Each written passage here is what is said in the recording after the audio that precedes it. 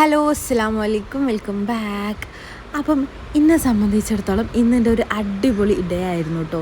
നമ്മൾ ഫാമിലിയൊക്കെ ആയിട്ട് ഒന്ന് ഒത്തുകൂടിയിട്ടുണ്ടായിരുന്നു. അപ്പം ഇന്നത്തെ ദിവസം ഭയങ്കര സ്പെഷ്യലും നല്ല അടിപൊളി ദിവസമായിരുന്നു കേട്ടോ. അങ്ങനെ രാവിലെ എണീറ്റ് കുറച്ച് നേരം മലീഹൻ്റെ കൂടെയൊക്കെ കളിച്ച് പിന്നെ നേരെ നമ്മൾ കിച്ചണിലേക്ക് പോവാണ് കേട്ടോ. ഓളെ ബർത്ത്ഡേ ആണ് 2 ദിവസം കഴിഞ്ഞാൽ. അപ്പം നമ്മളിങ്ങനെ ഓരോന്ന് പ്ലാനൊക്കെ ചെയ്യുന്നുണ്ടേനു. അങ്ങനെ കുറച്ച് നേരം ഓളെ കൂടെ അങ്ങനെ കളിച്ചിരുന്നിട്ട് പിന്നെ ഞാനും എൻ്റെ ജമാനും കൂടി കിച്ചണിലേക്ക് വന്നു കേട്ടോ. ഇതെൻ്റെ ജമാൻ്റെ സ്ഥിരം സ്ഥലമാണ്. ഞാൻ ഫുഡ് ഉണ്ടാക്കുമ്പം ഓൻ അവിടെ ഇരിക്കും. ഓനക്ക് അവിടെ ഇരിക്കണം, അല്ലാന്നുണ്ടെങ്കിൽ ഓനക്കൊരു സമാധാനം കിട്ടില്ല. അങ്ങനെ ഇന്ന് ഞാൻ ദോശയാണ് കേട്ടോ ഉണ്ടാക്കുന്നത്. ഞാൻ ദോശമാവൊക്കെ തലേ ദിവസം തന്നെ റെഡിയാക്കി വെച്ച് ദോശമാവൊക്കെ നല്ലപോലെ പൊന്തി വന്നിട്ടുണ്ടായിരുന്നു. അപ്പുറത്തെ എസൈസാനൊക്കെ എണീറ്റ് വന്നിട്ട് വെള്ളമൊക്കെ കുടിക്കുന്നുണ്ട്. ഉച്ചക്ക് പരിപാടി ഉള്ളതുകൊണ്ട് തന്നെ ഓരോരുത്തർ ഓരോ സൈഡിൽ നിന്ന് പെട്ടെന്ന് പണികൾ തീർക്കുന്നുണ്ടേനു കേട്ടോ. ക്ലീനിങ്ങും കുക്കിങ്ങും ഒക്കെ ആയിട്ട് അങ്ങനെ ഞാൻ ദോശ ഉണ്ടാക്കുന്നുണ്ടേനു. പിന്നെ ഇന്ന് നമുക്ക് സദ്യയാണ് കേട്ടോ ഉണ്ടാക്കുന്നത്. നോർമലി നമ്മളെപ്പോഴും ബിരിയാണിയാണ് ഇങ്ങനെ ഒത്തുകൂടുന്ന സമയത്ത് ഉണ്ടാക്കൽ. ഇപ്രാവശ്യം ഓണത്തിന് നമ്മൾ സദ്യ ഉണ്ടാക്കിയിട്ടില്ലേനു. അപ്പോൾ അതുകൊണ്ട് പിന്നെ സദ്യ ആക്കാമെന്ന് വിചാരിച്ചു. അപ്പോൾ ഓരോരുത്തർ ഓരോരോ ഐറ്റംസ് അങ്ങനെ ഏറ്റെടുത്തിട്ടുണ്ടായിരുന്നു. അപ്പോൾ എനിക്ക് കിട്ടിയത് പായസമായിരുന്നു കേട്ടോ. നല്ല കാരമൽ പായസം ഉണ്ടാക്കി ഞാൻ. സേമിയ കാരമൽ പായസേനും ഉണ്ടാക്കിയത്.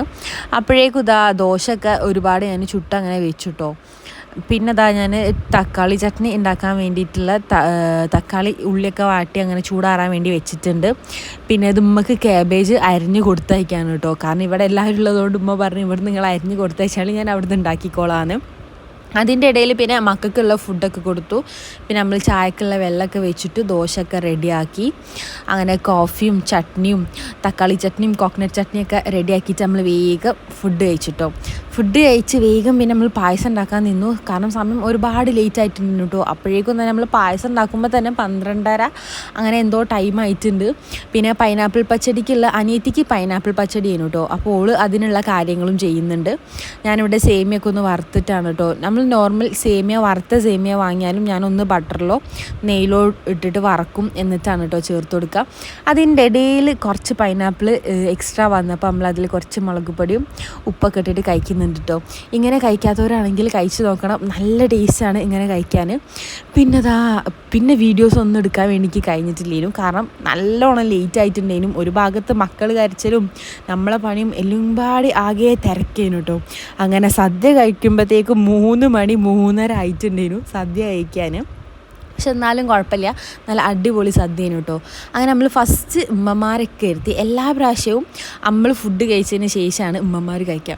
അപ്പോൾ ഇപ്രാവശ്യം നമ്മൾ വിചാരിച്ചു ഫസ്റ്റ് ഓര് കഴിക്കട്ടെ എന്നിട്ട് നമ്മൾ കഴിക്കുക എന്നുള്ളത്. അങ്ങനെ നമ്മളെല്ലാവരും പാടി ഓർക്ക് സദ്യയൊക്കെ വിളമ്പി കൊടുത്തു. അങ്ങനെ ഓര് നല്ല രാഹത്തായിട്ട് കഴിച്ചിട്ടോ. സദ്യ ആയതുകൊണ്ട് തന്നെ എല്ലാവർക്കും ഭയങ്കര ഇഷ്ടമാണ്. ഈ കുട്ടികളൊന്നും സദ്യൻ്റെ ഐറ്റംസ് ഒന്നും കഴിക്കില്ലെങ്കിലും വലിയ ആൾക്കാരൊക്കെ പിന്നെയും ഒരുവിധ ഐറ്റംസ് ഒക്കെ കഴിക്കും. അങ്ങനെ എല്ലാവരും നല്ല അടിപൊളി രാഹത്തായിട്ട് ഫുഡൊക്കെ കഴിച്ചു. എനിക്കെൻ്റെ ഏറ്റവും വലിയ ബ്ലെസ്സിങ് ആയിട്ട് തോന്നിയിട്ടുള്ളത് എൻ്റെ ഫാമിലിയാണ് കേട്ടോ. മാഷാ അല്ലാഹ്, നമ്മൾ എന്തൊരു പരിപാടി ഉണ്ടെങ്കിലും നല്ല രസമാണ്. എല്ലാവരും നല്ല അടിപൊളി വൈബായിരിക്കും കേട്ടോ. കുറേ കഥകളും തമാശകളും പിന്നെ കുറച്ചധികം തള്ളലൊക്കെ ആയിട്ട് നല്ല രസമാണ്. ഇതിപ്പോൾ നമ്മൾ കുട്ടികളെല്ലാവരും പാടി പിന്നെ ഇരുന്നു കേട്ടോ.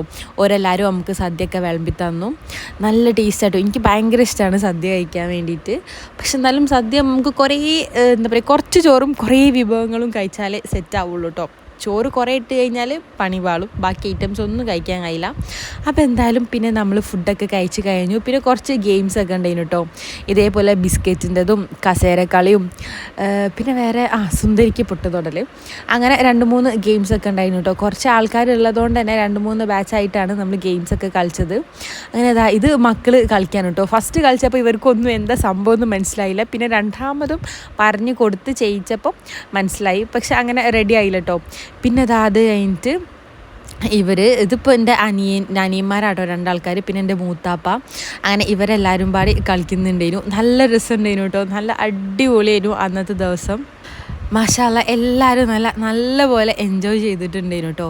രാത്രിയൊക്കെ ആയപ്പോഴേക്ക് ഫുള്ള് ടയേർഡായിട്ടുണ്ടായിരുന്നു. കാരണം ഈ കസേരക്കളയൊക്കെ കളിച്ചിട്ട് നമ്മൾ ആകെ ക്ഷീണിച്ചിട്ടുണ്ടായിരുന്നു കേട്ടോ എല്ലാവരും. പക്ഷെ എന്നാലും നല്ല അടിപൊളി വൈബായിരുന്നു അന്നത്തെ ദിവസം.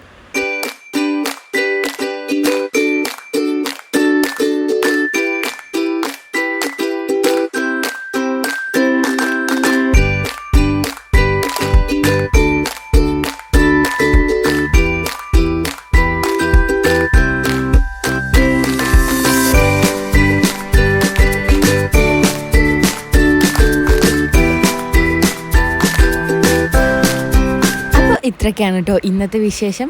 അപ്പം വീഡിയോ ഇഷ്ടപ്പെടുകയാണെങ്കിൽ എല്ലാവരും എന്തായാലും ഒന്ന് ലൈക്ക് ചെയ്യണം, ഷെയർ ചെയ്യണം, ചാനലൊന്ന് സബ്സ്ക്രൈബ് ചെയ്യണം. അപ്പം ഇതേപോലുള്ള വീഡിയോസ് നിങ്ങൾക്ക് ഇഷ്ടമാണെങ്കിൽ ഒന്ന് കമൻറ്റും കൂടി ചെയ്യട്ടോ.